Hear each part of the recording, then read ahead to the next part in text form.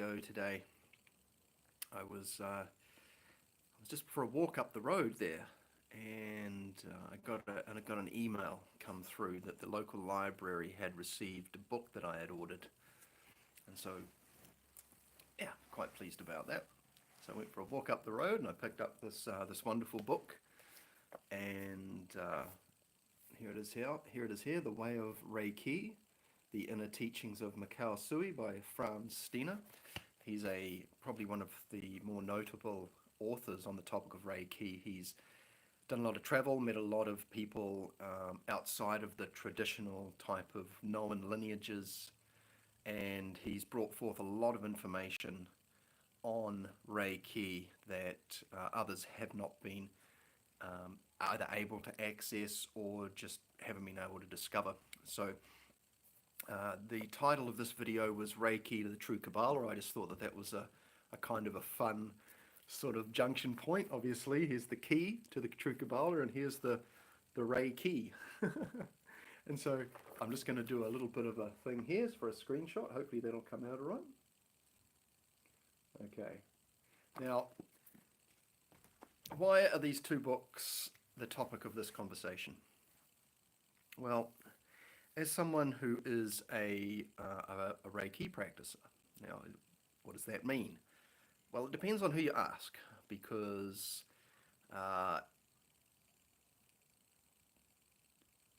you talking about someone who practices the system, someone who's a practitioner of the system, someone who's just treating people, which is fine, there's no wrong with that. We're talking about people that take the system of REIKI as devised by Mikao Usui and is reticulating that through themselves each day. What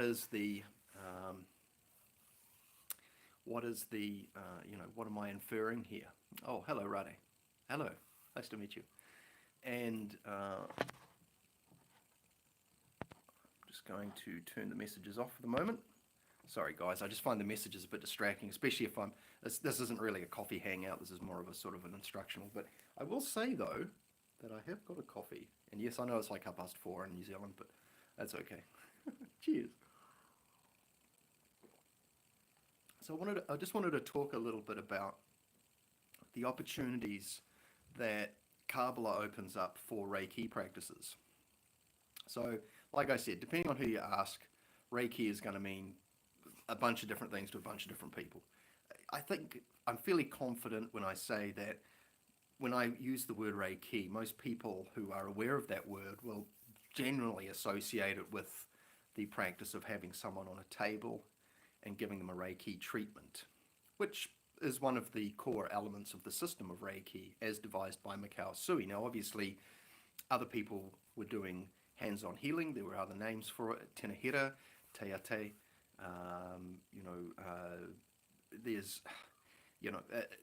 Mikao Usui was not the only one. They say that he rediscovered hands-on healing. Well, not really.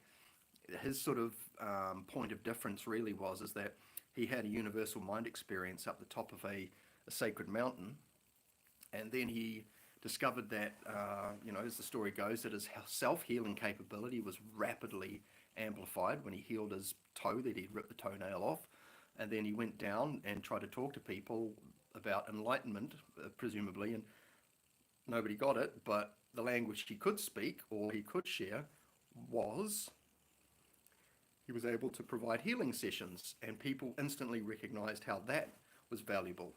And so that's how it kind of kicked off. But, is REIKI a specific type of energy? When you look at the practices that you learn, so if you go to the average REIKI class, you're pretty much going to get the standard attunement, the history.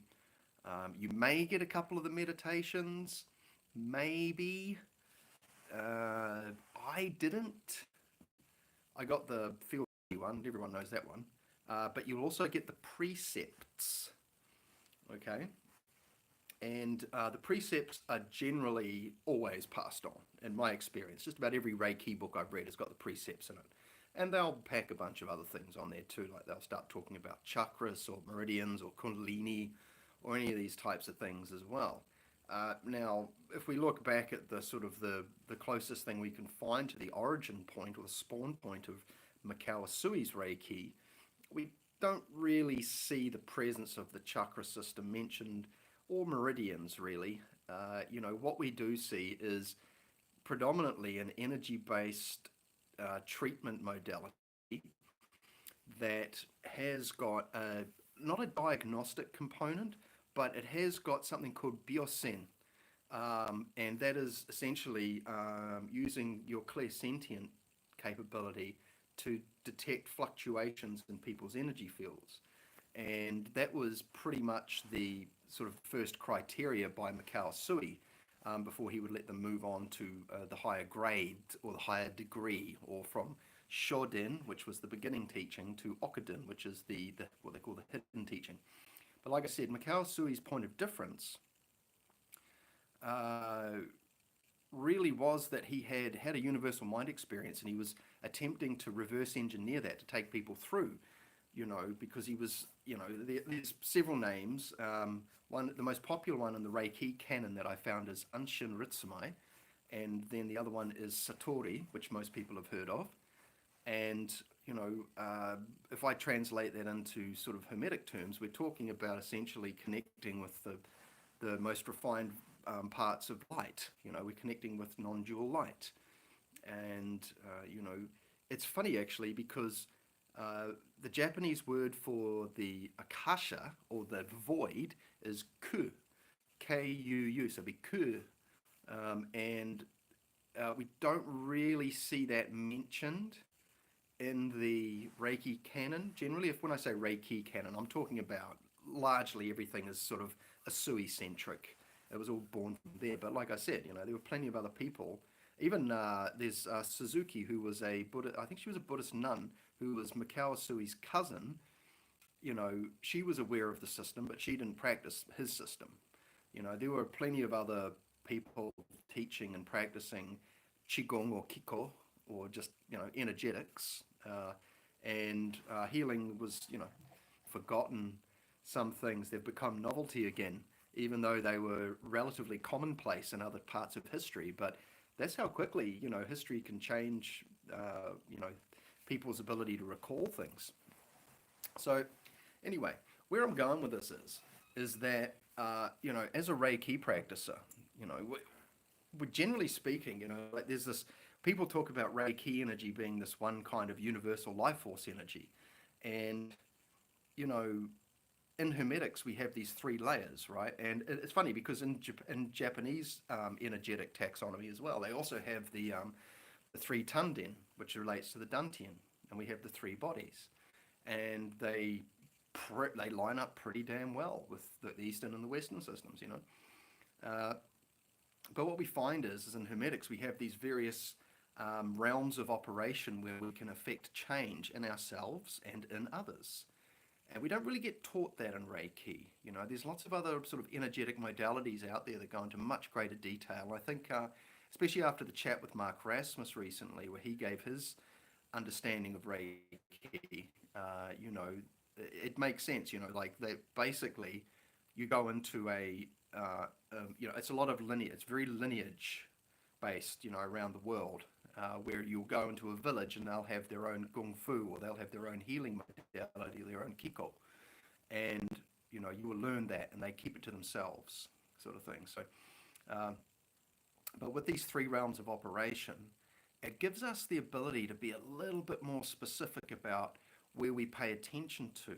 Just like when in Reiki level 1, how we're learning to detect fluctuations, to go, oh, there's a hot spot or a strange place, we'll just hold our hand there.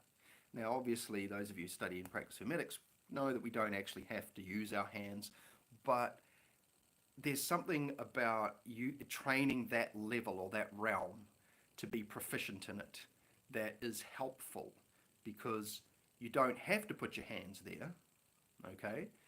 You can, there's a bunch of ways of doing it, but, there's something about, I think especially in the modern day, there's something about touch, not that all Reiki is touch-based, but, being able to develop sensitivity at various layers. And so if you've got, physical sensitivity, and then vital level sensitivity, and then astral level sensitivity, and then a type of mental level sensitivity. You kind of develop one from the ground up, one after each other. And it makes it easier for your awareness to jump between the slices of reality. If there's a few rungs on the ladder missing, you may be experiencing data from the vital and astral, but interpreting it as a type of mental data, perhaps, or your mental data is getting contaminated, whatever. So, being able to differentiate and separate between these layers is very handy. And having an understanding of how that works too, which you generally don't find in Reiki. I mean, there's another wonderful book by Nicholas Pearson called, Reiki Rihol, which is a manual of Shoden and Okuden, so the first 2 degrees of Reiki.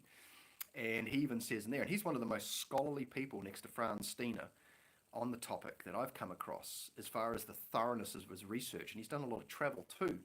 He even says in his book that the majority of the system of Reiki is largely lower Dantian oriented, or the hara around here, But in reality, it's full spectrum. Like the energy, because everyone says it works at the physical, the mental, emotional, spiritual. The usual sort of I don't want to say slogan to denigrate it, but it's generally what you hear.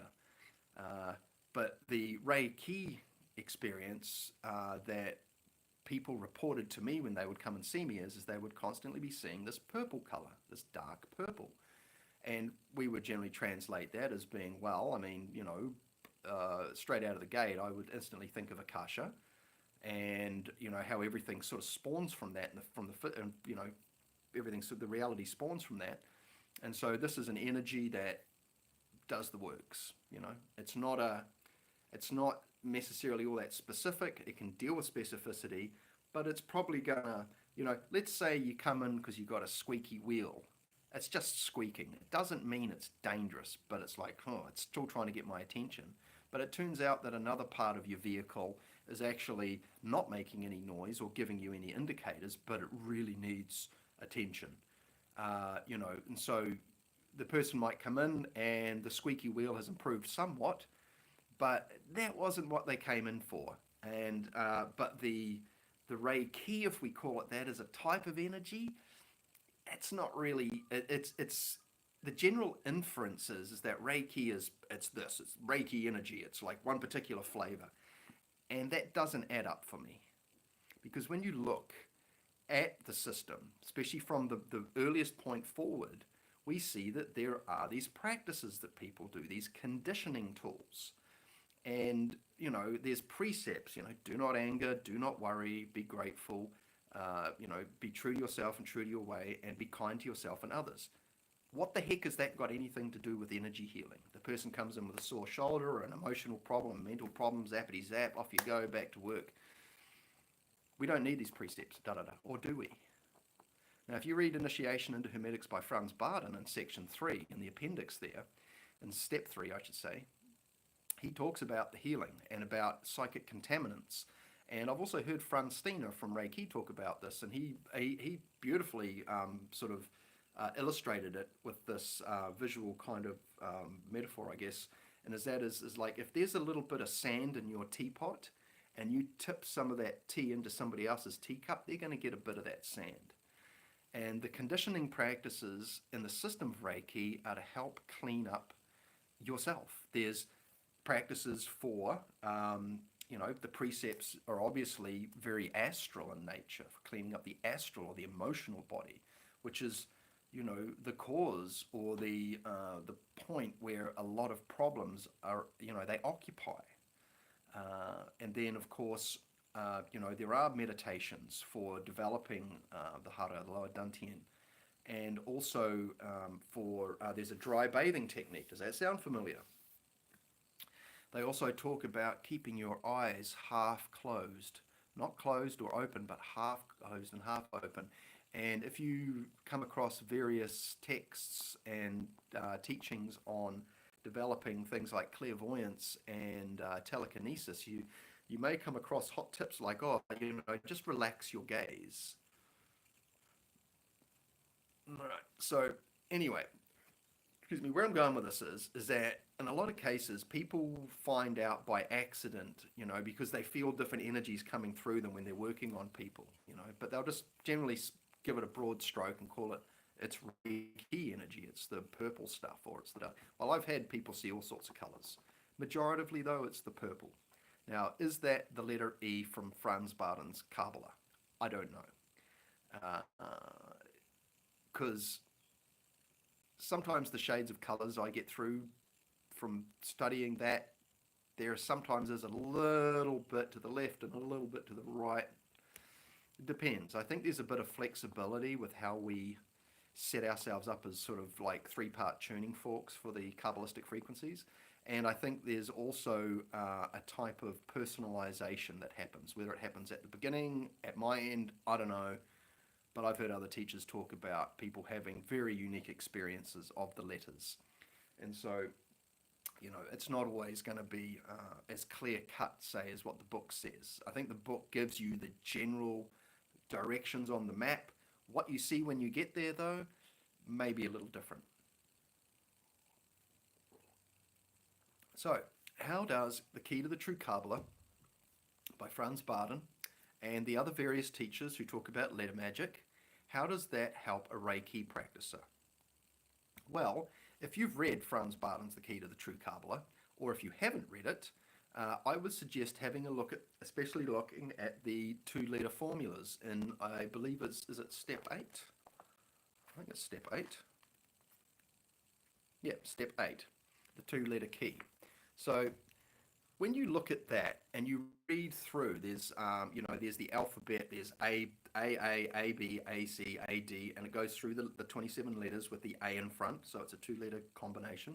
Then it does B, B, A, B, C, B, B, B, A, B, B, B, C, B, D, and then C, C, A, C, B, C, D, and then D, and then E. It gives us the first 5 letters and then the formulas. And so when you read through that as an energy healer, right? The idea of, past experiences you've had that people have reported back to you on, and they tell you about things that have changed in their life in quite a surprising way. You go, that's got nothing to do with that back problem that you had, or did it?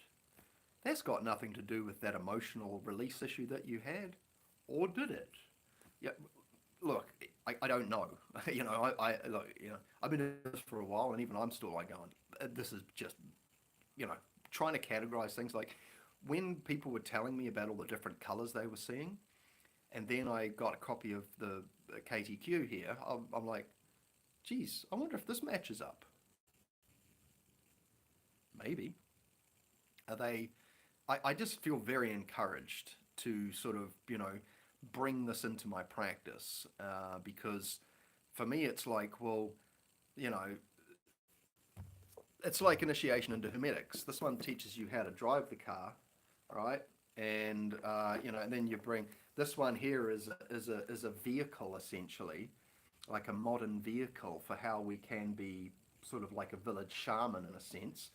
And the deck it's not stacked against us too heavily. There's a lot of people practicing Reiki, but all you got to do is study marketing and how to develop your presentation, I guess, to stand out. Because there's a lot of beautiful Reiki websites out there, and there's a lot of good people doing good work. But however, whatever damage the brand or the label or the word Reiki has taken because of, I don't know, can one Reiki practicer be more effective and more potent than another? People don't like to say, well, that's the case. They want to go do a weekend workshop and be just as energetically powerful as the next person who went there. And, those of you who do internal training like Tai Chi or Qigong and the Kabbalistic Hermetic stuff, that there is, there's a bunch of different flavors you can bring into your library. And there's also a way to build up the throughput of that energy. And, your ability to have a wide range of flavors to pull from is like your ability to have a wide range of words and grammar options and linguistic mechanisms to employ. And so, when things are being pulled through you, there's a lot more options for them to operate in because you've built out the infrastructure to be able to provide a library of sort of grainier details. And so the energy can specify and specialize somewhat. And so it's not just coming through you as a raw overall force. It's you've built the channels for the different flavors to move through, if you will. And so that's how I'm kind of seeing it. So, this here plus this here with precepts, these precepts, the idea of precepts, man, if you ain't gotten into precepts, you want to check out precepts. Like these Reiki precepts are just universally awesome. Okay, and you'll find a translation of them that you like. These precepts are apparently taken from much older school as well. They weren't OG Reiki. They came from somewhere else, like a lot of stuff. And so you take this one, you take this one. So this is what you do for a job. This is how you put food on the table if you can make it work. And then this one here is gonna fill in the gaps of the other book, because the other book's not going to teach you how to balance the elements and move into light. You might get into Akasha anyway. You might get it by accident because there's a lot of still there. If Reiki's should be stillness and qigong based, but it's not. It doesn't mean that when you go and see someone, they're not going to be effective at what they do. But, anyone who likes what they do, that wants to go, how can I expand upon this experience, will look for ways to,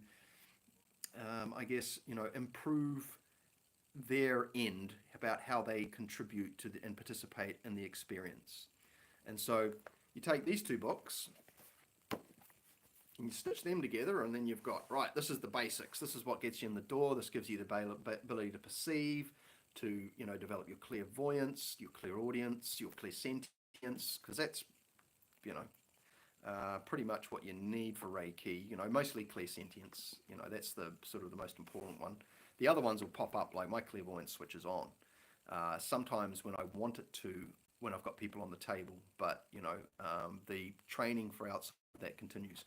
But the third book, this is like the recipe book for a whole variety of ailments in society, and not a lot has changed over time.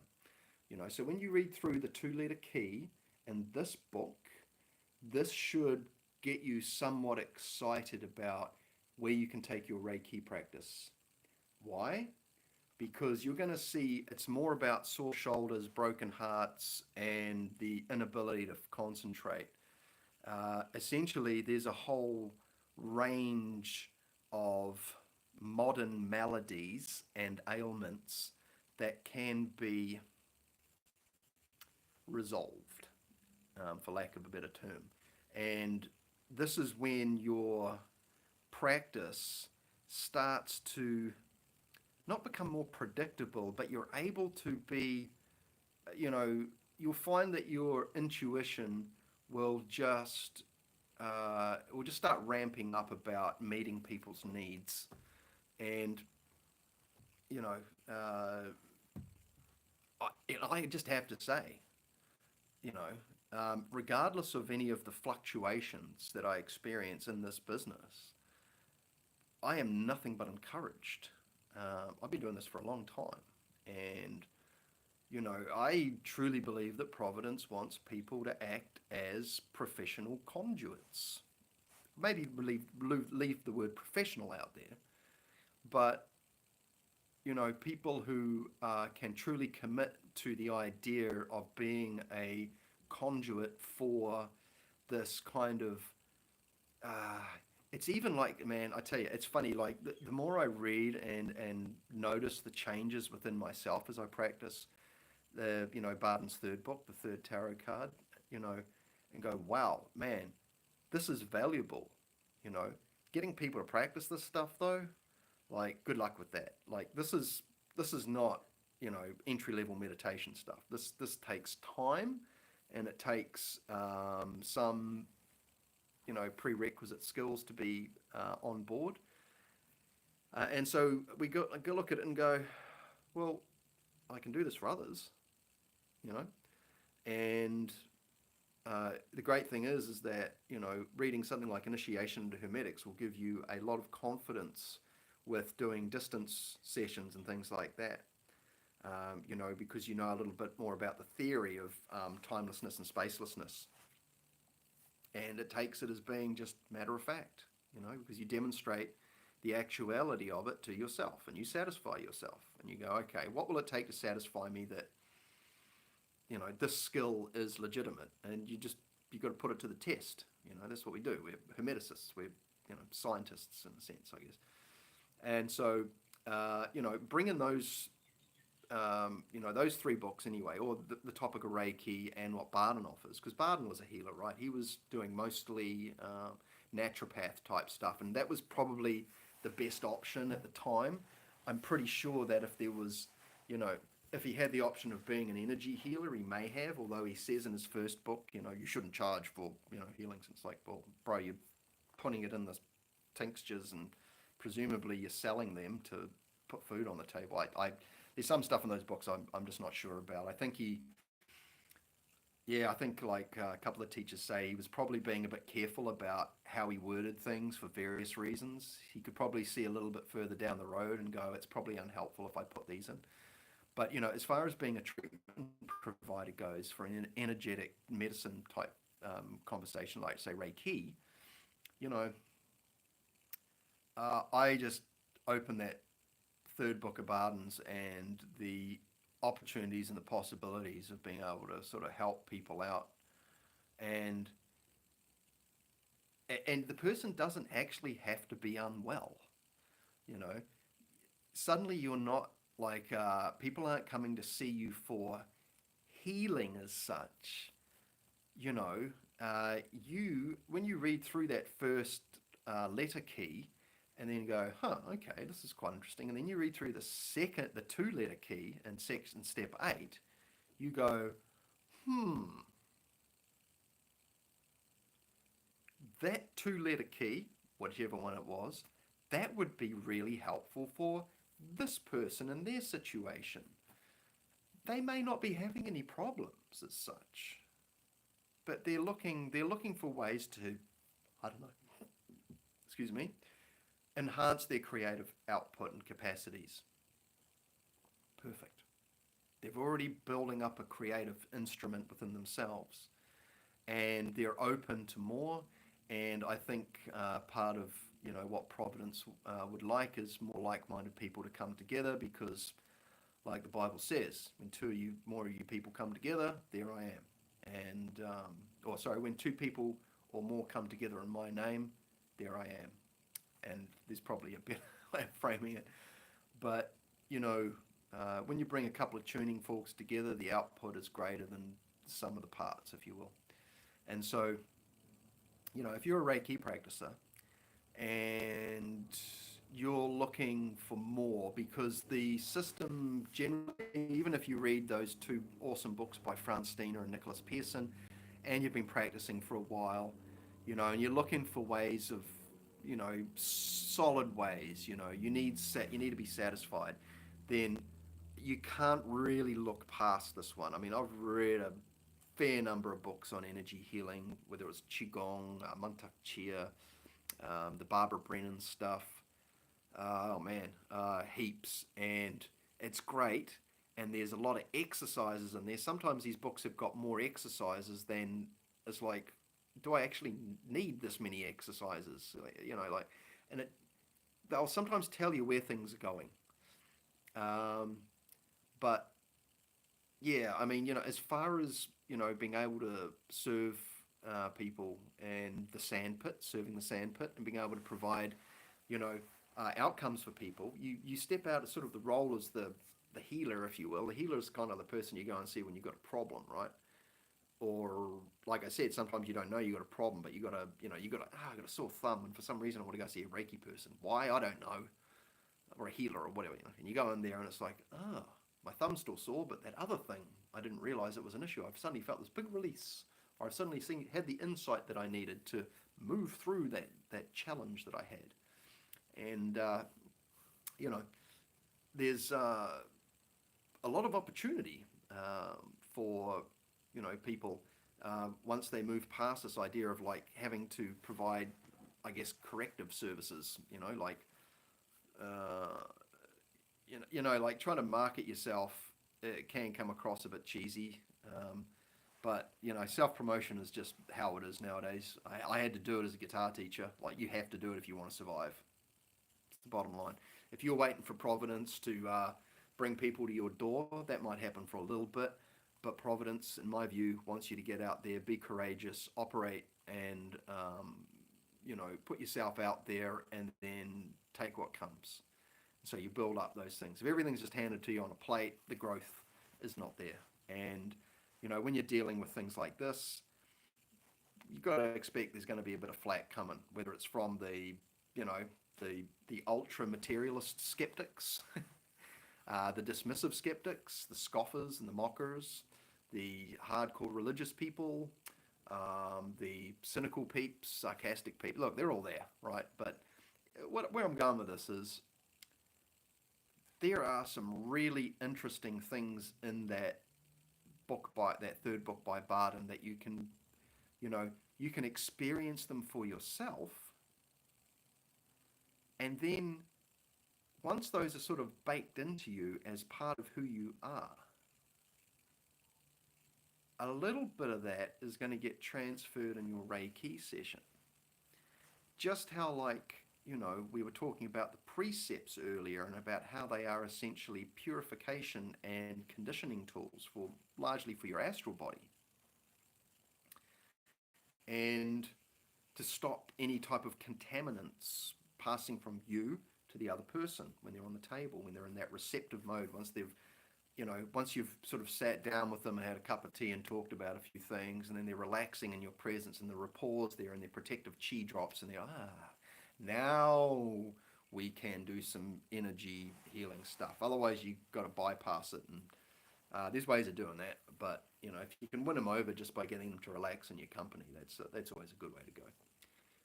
But, being able to imagine somebody coming in and they're just down the doldrums. They don't know why. They used to, they maybe don't have a good life, but, they're coming in because they're like, I don't know what to do. And they leave your energy healing Reiki studio, whatever. They feel inspired and enthusiastic and reinvigorated with life, and those flames may take some fanning. Don't get me wrong. When you're a practicer, right, and you've got the time and the space put aside so you can do these practices, you're generally glowing. Except if you're going through something that needs to be worked through, and then you're probably better off to close the door and say, don't. Unless it's an emergency, or if you don't hear me breathing, and even then, depending on what you're doing. But, you can test these 2-letter formulas out on yourself, and then you can, part of that. So what happens is that part of you gets transferred over to the person you're working on. Okay? That's something to consider here. So now let's say somebody comes into me and, I've got all this time as being a guitar player and a guitar teacher. Will they leave my studio, my Reiki studio, being able to play and teach guitar? Maybe, but probably not. There's a transmission of an essence that takes place. More like it's not so much quantity as it is quality. The quantity is, how you build up your throughput of energy, really. The quality of it is going to be how cleanly you can bring that in. Because remember, all of this energy as it comes through, because they talk about, becoming the hollow bone or the conduit or the channel for the energy, we get out of the way. Those old chestnuts. Well, the ability to, for it to move through us, it's going to get slightly colored and flavored by the soul, by the ego, by the astral body, Um, Potentially, some of the frequencies in our physical body can pass on as well. I mean, I've heard about healers.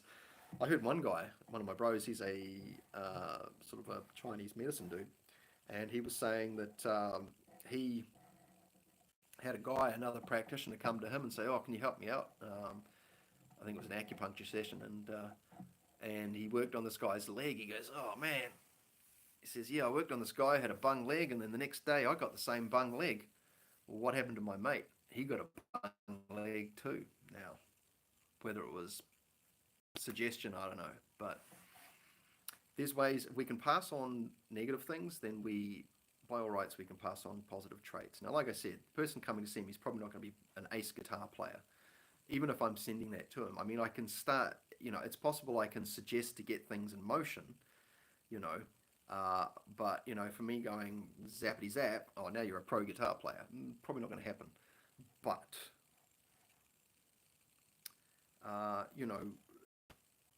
generally what I found is that people get what they need. And sometimes it feels like they don't get anything. And it's actually not as common as I would have thought.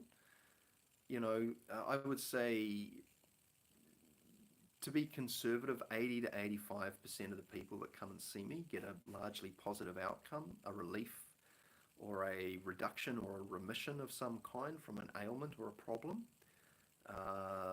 There's lots of other things that they experience too, which can trigger and invoke interest and intrigue. Like, oh, that was really strange. This is a new experience for me. I had one lady on the table, and she was just feeling this like energy moving up and down what's inside her, and like she's not the kind of person that would make this sort of stuff up. She's just like, oh my gosh, there's, oh my gosh, I could recount any number of experiences, and the reason I bring them up is that they're curiosities that people experience that make them go, huh. Because some of them are coming from backgrounds where they wouldn't even entertain this. They got sort of encouraged to come to me because of a friend or a family member. And you don't know what's going to happen, But like I said, if you have a look through step 8 of Franz Bardon's Key to the True Kabbalah, the 2-letter key, those are the things that you can start to bring into your practice. The one thing I will say is that if you're not comfortable doing a type of chanting or something in the room with your client, or if the situation doesn't allow, I would even say the mental level stuff is highly valuable. Absolutely. Absolutely. And, you can bring these energies into play, into reality, without having to do long sessions of chants during the session. You can build these things up beforehand and sort of keep them on the side before the session starts, and that as well. But as far as like getting new ideas for your healing business or your energetics business, you've got a whole recipe book here of new things to explore. Now, how confident you are as far as putting yourself out there as a person who can deliver those kinds of outcomes, that's a whole other story. You've got to build up you've got to convince yourself that what you're offering is legitimate and real. And it starts off with baby steps. You are incrementally convincing yourself that there's a thing going on here that's worth more of your time to invest in, to explore. And so it starts off generally with physical problems. So somebody will come to you with a sore back, and they'll go, oh, can you help me? And you'll go, yeah, sure. And you'll have a crack at it, and you'll do, and they'll get whatever they get. And what I found is that those of us who are sort of probably got this as maybe like part of our purpose or our life's job, if you will, even for the moment, you will be presented with opportunities to explore this. But just like when you start a band and, you're playing your first gig and you get hold of all your friends and your family and say, hey guys, we're putting on a gig. Come to the gig, and they'll be like, choice, yeah man, and they'll show up and you'll have a full house and it'll be awesome.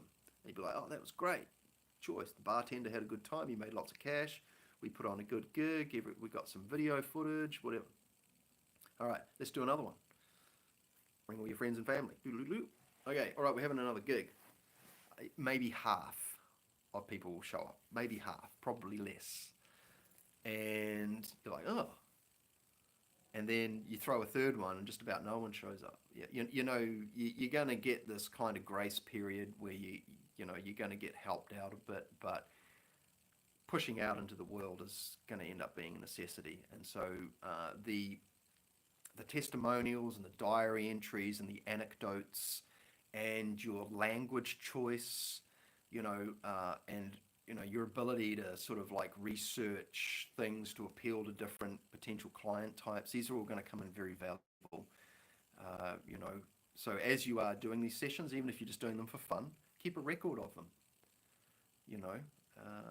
Don't underestimate the value of journaling or keeping written records of things, and keep them as objective as possible. It's the same with dream recall. When you get up in the morning and you're working with dreams, you just write out what you experienced. You write out what you saw and what you witnessed, and then you might do the feeling side of things. What did you feel? But you make it methodical. This is the Hermeticist kind of path. We're wanting to maximize on our time because we realize that, well, we're here for spiritual development, and we want to operate with intelligent execution, as much as our situation and our current predisposition allows. And so, these are all things to consider, but because it doesn't really get old when you have people on the table. Like, it's always different. And, when you get the feedback from people to say, oh my gosh, in a lot of cases, it doesn't happen on the table. Like, it's not instant. Some of the single letters I've worked through have been highly impactful, but it's been the next day. Now, why is that? Maybe I haven't got my concentration skills tuned up as well as they could be. But these things do seem to work regardless of how tuned into them you are. I think if you get that book, this Bardon book, this sets up a kind of a resonance with another, with the, I don't know if I'd call it the egregor, but it's sort of like, oh, okay, he's placed his mind, he's shown an interest in that.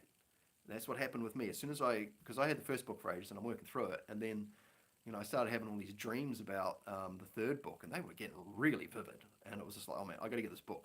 So I went and got the book, and then I read through it, and I went, oh, okay, there's some things that don't make sense in here. But then I started watching videos and listening to people talk about it, and I was like, wow, hang on, geez, this is really something. And all these opportunities start popping up to play with it and explore it and have personal direct experience with it. And, I think too that when you're in meditation and, you get a very vivid flash of a particular letter or a formula or something like that, what do you do with that? Well, I'm like going, okay, well, this seems like something I should explore. But anyway, where I was going is that not everyone's going to get some incredible results straight off the table. Sometimes it takes a bit of time, and you might even get the inclination to do some work on the client outside of the session time as well. That does happen. You'll just be like, now whether it's because you feel like they should have got an outcome and they haven't yet, and just, oh, maybe I should do some more. Look, you just got to follow these nudges, right? But the opportunity for expanding on your service offering, the width of your service offering. And I've got to say, as soon as I start getting into the dry analytical stuff, like the white papers on REIKI and learning how to read all that, I do switch off a little bit, because even though there's a lot of it that's quite supportive, which is great, it's just something to have there for people who need that kind of thing. Like, I was interested when I first started doing the research, but now it's like, well, come and see me and let's do the thing, right? But I've got all that body of research. Actually, I had a beautiful website set up, and it It's not there anymore, but I had everything laid out because some people want to see that. They want some kind of social proof. And for some people, that is going to be white papers, and you put up the for and against argument, and you see, you know, neither of them are really that solid because you're dealing with subtle things that there's not really any official kind of instrumentation that can measure. And when you have a look at the skeptics' websites, if you do, and you see what they're putting forward as being their reason why, energy healing's a load of bollocks, it's like you guys don't really know. I mean, they may raise some good points. Maybe it's the methodology of approach that people have used to record their results, and they're attaching delusional kinds of things to them. I saw this or I saw that, and that means this. What like as a scientist, with the mind of someone who wants to just kind of understand what's going on, we don't need to understand the mechanism for it to qualify for the scientific method. All we have to do is just do the thing, record the results, and then, I guess try and figure it out, over time. So anyway, thank you so much. I just wanted to talk about, the opportunities that arise. I don't want to talk about too many specifically because I want to encourage you to get yourself a copy of Key to the True Kabbalah, and you can get PDFs of it online. And that's not a bad idea, actually, because I would even suggest that you get a copy of the PDF prior to purchasing the book, because there are PDFs. If you go into the franzbardon Discord server, if you're in any of the Franz-Bardon Facebook groups, you can access it on there.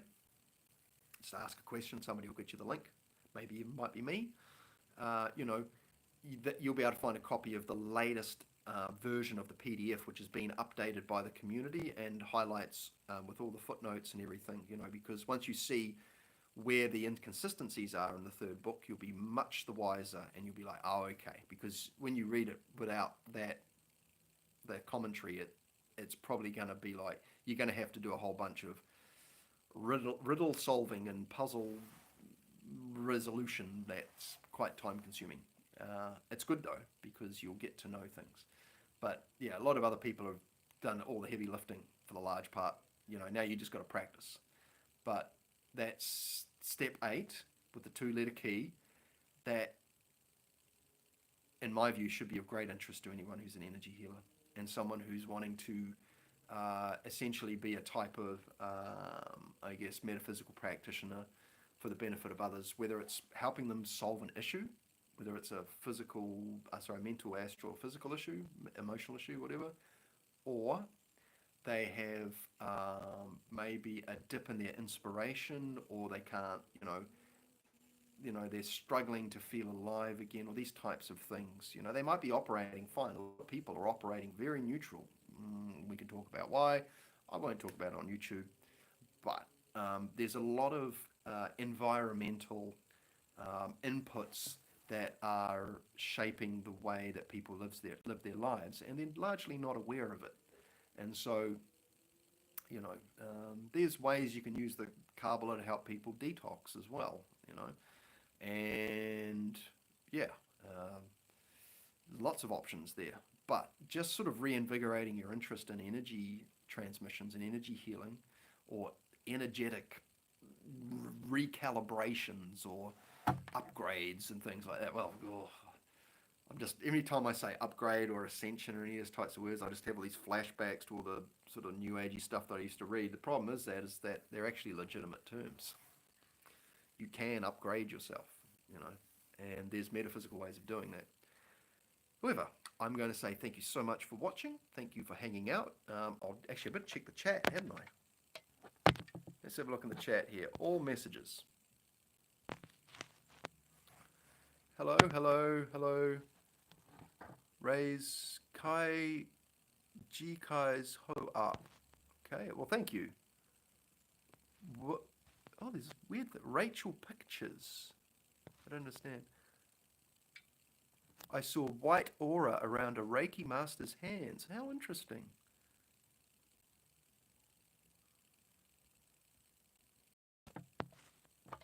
Well, Black, it says, I've noticed a healing quality has been in words recently. My friends are noticing, appreciating. I'm going to attempt to translate that as when you speak, there is a type of relief or healing effect or something that people experience. And I've noticed this from time to time too. You know, especially when I'm doing a lot of, spending a lot of time, you know, baking in the equanimity, you know, people benefit from that. Um, a white aura around a Reiki master's hands. Yeah, that could be first stage clairvoyance. That could be the vital energy. It's hard to say, you know, like, I mean, was the energy that color, or was that the way you perceived it? You know, first stage clairvoyance, things are usually kind of like, well, my experience anyway, they're kind of, yeah, they're just like, it's like a haze, like very early stages of seeing life force in that. But, you know, that'll change, you know, it can flick to blue. That's, that's quite interesting. Uh, but yeah, I mean, you know, when are they not letters and that? You know, what happens when it's yellow or gold or you know green or something like that? What does that infer? Does it infer a condition or a state, or does it infer a particular frequency or flavor of the energy? That's what I'm curious about, because you know you see all the pictures of the auras, the Barbara Brennan book, Hands of Light, classic example, beautiful book, great images in there. I've got a clairvoyant friend, and she's like, "Oh my gosh, that's that, that's that, that's that," and I'm like, "Oh, that's first, second, and third stage clairvoyance." She's like, "Oh, now I can make sense of it."